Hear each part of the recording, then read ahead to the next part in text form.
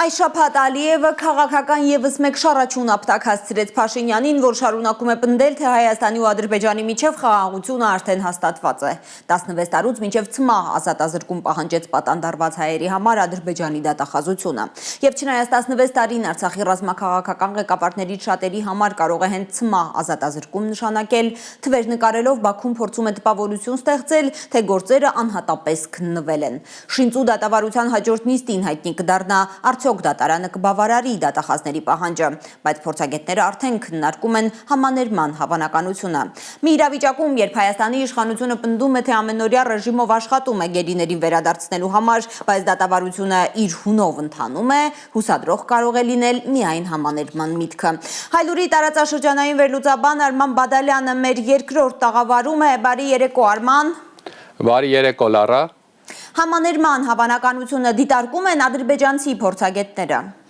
Ադրբեջանցի փորձագետների հայտարարություններից այս պահին դժվար է ենթադրություններ անել, որ Ալիևը պատրաստ է համաներում հայտարարելու, հատկապես այն դեպքում, որ համաներումը վերաբերում է հայ պատանդառուներին։ Ընդհակառակը պաշտոնական մեղադրանքի ձևակերպումը այնքան կոշտ ու մաքսիմալիստական է, որ նրանք անգամ դա վերագրում են որպես պատմական արդարության վերականգնում։ Իսկ իշխանամերձ կներեք փորձագետները անընդհատ պնդում են, որ ոչ մի համաներում չպետք է լինի, քանի որ նրանք այս կերպ հույս ունեն, որ նման կերպ փակվելու է Ղարաբաղյան հարցը վերջնականապես։ Անգամ համեմատություններ են արվում ադրբեջանական մամուլում այն մասին, որ այս դատավարությունը շատ նման է Նյուրնբերգյան դատավարությանը, իսկ Նյուրնբերգյան դատավարությունը երկրորդ աշխարհամարտից հետո կազմակերպված միջազգային դատավարություն էր, որի ժամանակ առաջին անգամ պետական պաշտոնյաների եւ ռազմական գործիչների դատապարտեցին ռազմական եւ մարդկության դեմ իրականացրած հանցագործությունների համար։ Ինչ վերաբերում է Ադրբեջանի անկախ փորձագետներին, ապա նրանք նույնպես համաներում չեն ակնկալում Ալիևից։ Ընդհակառակը նրանք պնդում են, որ Ալիևը միայն մի դեպքում կարող է համաներման գնալ, եթե փորձի հայերի պատանդառության փաստը որպես հաղթաթուղթ ներկայացնել արտաքին աշխարհին։ Արման, ևս մի կարևոր հայտարարություն եղավ այս շաբաթ Ադրբեջանից։ Ադրբեջանի նախագահի հատուկ ներկայացուցիչ Էլչին Յուսուբովը խոսեց Ստեփանակերտում բնակարաններ վաճառքի հանելու մասին։ Նրա խոսքով Ստեփանակերտում ձեռնարկատերերը սկսել են բնակելի շենքերի շինարարությունը, ստեղծվել է բարենպաստ ներդրումային միջավայր ձեռնարկատերերի համար։ Շինարարական բումի մասին հայտարարությունները ստվերային կողմ ունեն։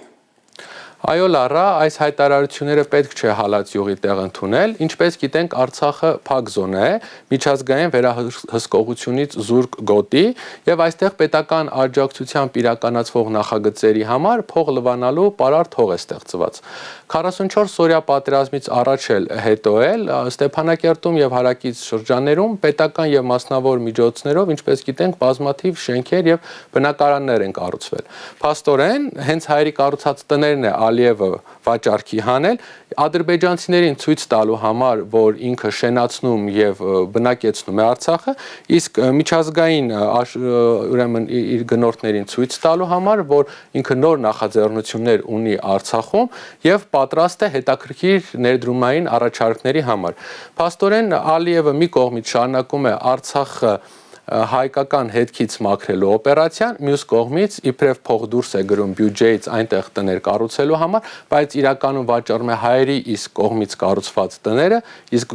գումարը փաստորեն գրպանում է։ Եվ Արման, Ադրբեջանից Թուրքիա թռիչքի պահին Վրաստանի տարածքում թուրքական C-130 ռազմական ինքնաթիռի կործանումը մի քանի ժամում տարածաշրջանային քննարկման թոփ թեմա դարձավ, որի մասին չեն կարող շաբաթավերջին չխոսել։ Չնայած պաշտոնական հայտարարությունները տեխնիկական խնդրի մասին են հուշում, տեղեկատվական դաշտում շարունակում են քննարկվել տարբեր վարկածներ, որոնք են ամենաաղմկոտները։ Առաջին եւ ամենաաղմկահարույց վարկածը արտաքին հարվածի հետ կապված է եղել Լարա։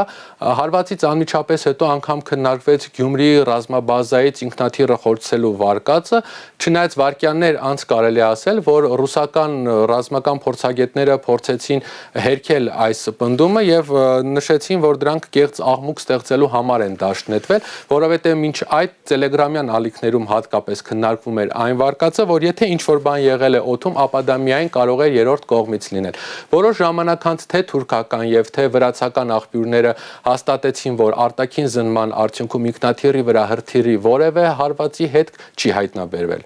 Հետաքրքրական է նաեւ երկրորդ վարկածը, այնտեղ քննարկվում էր այն հանգամանքը, որ Բաքվից դեպի Թուրքիա ինչ որ ռազմական բեռ փոխադրելուց է եղել ինքնաթիռը եւ բեռի հետ է կապված եղել պայթյունը, սակայն կարճ ժամանակ անց թուրքական եւ ադրբեջանական պաշտոնական աղբյուրները նաեւ սա հերքեցին, պնդելով, որ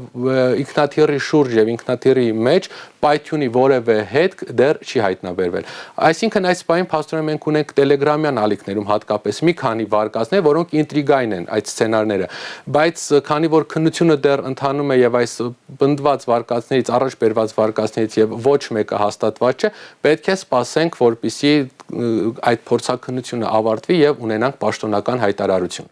Շնորհակալ եմ Արման, սիրելի հայրենակիցներ, մեր երկրորդ տաղավարում էր Հայլուրի տարածաշրջանային վերլուծաբան Արման Բադալյանը։ Հայաստանում ու աշխարհում տեղի ունեցող իրադարձությունների մասին առաջինն իմանալու համար բաժանորդագրվեք մեր ալիքին, սեղմեք զանգակը, որ բաց չթողնեք ամենահրատապը, կարևորն ու հետաքրքիրը։